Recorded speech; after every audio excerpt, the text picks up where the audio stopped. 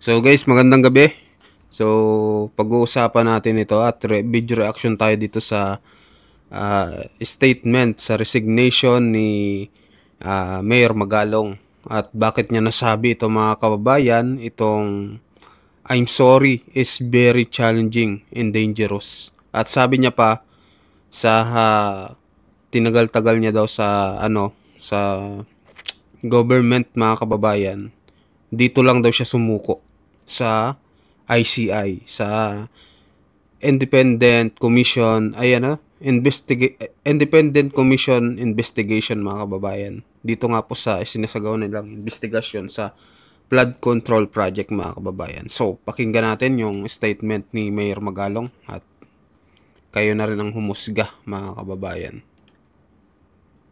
Tino Oloan and the distinguished members of our City Council, to all our awardees and members of their families, our retirees, those who have devoted themselves to the noble calling of public service, our distinguished guests, Nimbag, Nagsapak, and Bigat, datayo amin. It's been a long time since I saw each and every one of you.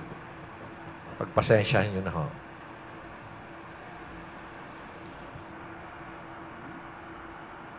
We're gathered here today not only to recognize our achievements, but to celebrate your sacrifices and unwavering commitment to serve. The Breeze Awards is about honoring personnel who consistently go beyond what is expected. Those who embody excellence, deliver extraordinary results and services, and those who serve with overwhelming, enthusiastic dedication. This event is an important occasion because we pay tribute to the pillars of our workforce, our retirees who have given the best years of their lives in service, the families of our departed colleagues whose legacy continues to inspire us, our loyalty awardees who prove that true dedication is measured by years of steadfast commitment, and finally, our outstanding employees of the year who set the standard for excellence and professionalism. We also commend our employees' choice honorees who earn the trust and respect of their peers, our exemplary departments who show the power of collective efforts, and the Star Family Awardees, who remind us that service is not carried out by one person only, but supported and nurtured by family values of sacrifice, love, and dedication. Public service is never easy. Each day calls us to go beyond ourselves, to smile even when we are tired, to give even when we are already stretched thin, to rise above challenges and stand firm for the people who depend on us. Yet, it is always a sacrifice that is filled with a lot of fulfillment. And this is precisely what I'm going through now, at present. I've never been so busy in my entire life. Ngayon lang. And I would like to apologize to each and every one of you if I cannot perform my task as your mayor of the city of Baguio. It's not an easy task, believe me. It's very challenging and it is very dangerous as well. Ayun. Fighting all these very powerful and money people in our country today. And I was expecting, I anticipated that corruption is widespread.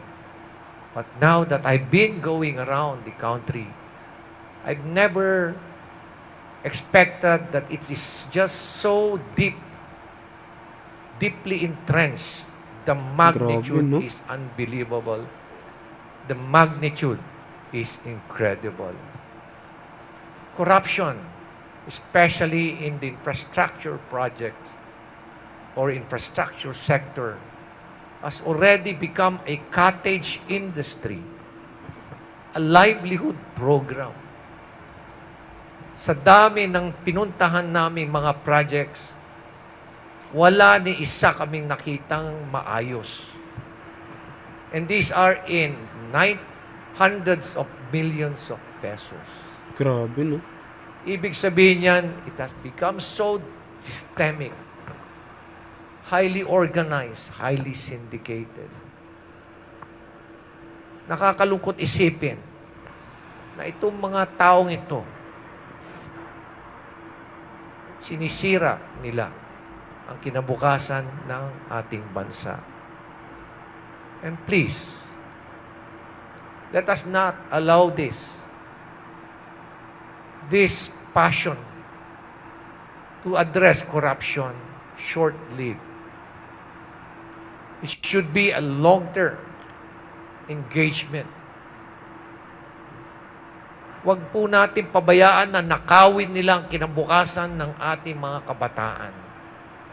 Huwag natin pabayaan na nakawin nila ang kinabukasan ng ating bayan.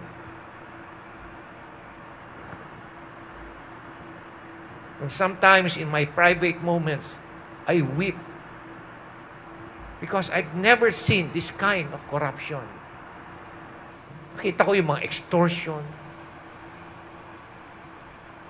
mga pangikikil.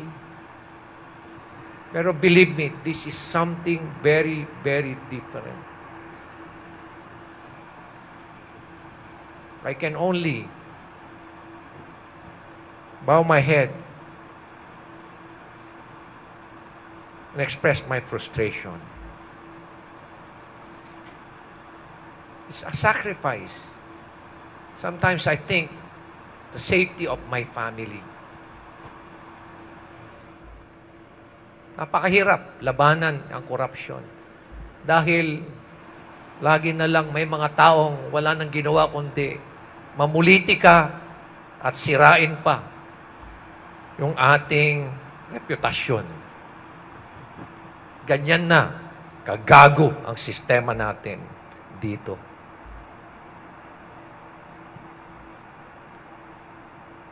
Nakikipaglaban na tayo araw-araw, sacrificing our safety, sacrificing our life. Pero may mga tao pa dyan na walang konsensya, na walang ginawa, kundi puro na lang politiko ang pag-iisip.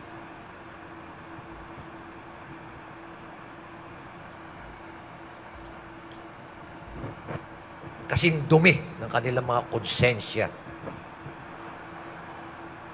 They're no different from these very powerful people who continue to destroy our nation. Let me go back. Please know that we deeply appreciate the support each one of you have given to our advocacies. Even as you understand that sometimes some of us need to be away to fulfill our task beyond what we do in our city. Everything we do, everything we push for is with one dream in mind, so that future generations will no longer have to endure the struggles and difficulties that we are experiencing today. Always remember that public service is both an honor and responsibility. What you do every day is strengthen the foundations of good governance, uplift the dignity of our people, and inspire others to believe that change is possible. I keep on saying this as well. It doesn't take one to have a title, to have money, to have fame, to change the world. May you never lose your heart in this mission. It is for the generations that will come after us. And so to our awardees, I congratulate each and every one of you. You are the embodiment of what it truly means to serve with excellence, extraordinary dedication, and sacrifice. Mabuhay kayong lahat. Mabuhay po ang ating syudad. Mabuhay po sana ang ating bayang Pilipinas.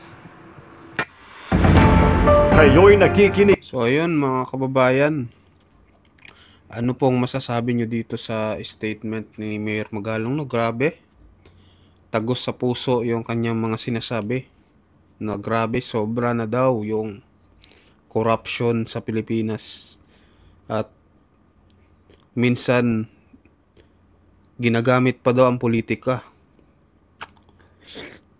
at ang nangyayari pa mga kababayan, kawawa daw yung mga